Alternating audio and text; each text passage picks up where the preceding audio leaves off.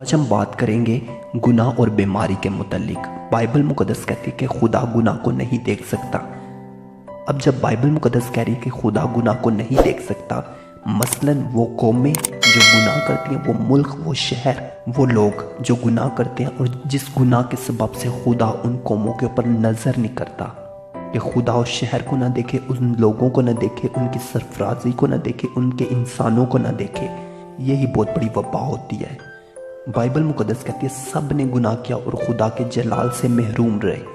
ہر وہ انسان جو گناہ کرتا ہے، گناہ کر کے وہ ترک نہیں کرتے، وہ خدا سے معافی نہیں مانگتے، ان پر خدا کی نظر نہیں ہوتی۔ اسی طرح سے رومیو پہلا باب اس کی 28 آیت میں لکھا ہے، اور جس طرح انہوں نے خدا کو پہچاننا ناپسند کیا، اسی طرح خدا نے بھی ان کو ناپسندیدہ عقلوں کے حوالہ کر دیا کہ نالائق حرکتیں کریں۔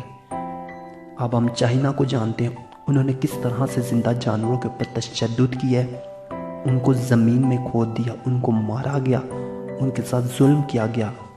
اب وہ لوگ جو خدا کی بات کو نہیں مانتے، خدا بھی ان سے نظریں ہٹا لیتا ہے اور ان کو ناپسندیدہ عقلوں کے حوالے کر دیتا ہے، مثلاً ابلیس کے حوالے کر دیتا ہے۔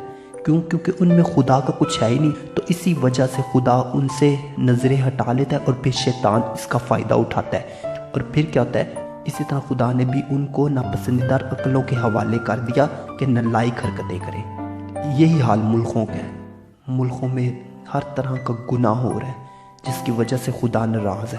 اب اس کا ایک ہی حل ہے کہ ہر قوم اپنے اپنے گھٹنوں پر جھک جائے، ہر مذہب کے لوگ اپنے اپنے گھٹنوں پر جھک جائیں اور خدا سے دعا کریں کہ خدا ہمیں ہمارے تمام گناہوں سے معاف کر۔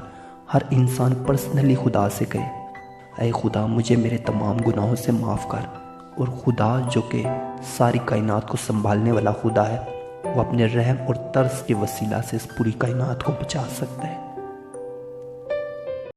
ویڈیو اچھی لگی تو ویڈیو کو لائک کریں، چینل کو سبسکرائب کریں اور بیل آئیکن پریس کرنا نہ بھولیں۔ And thanks for watching.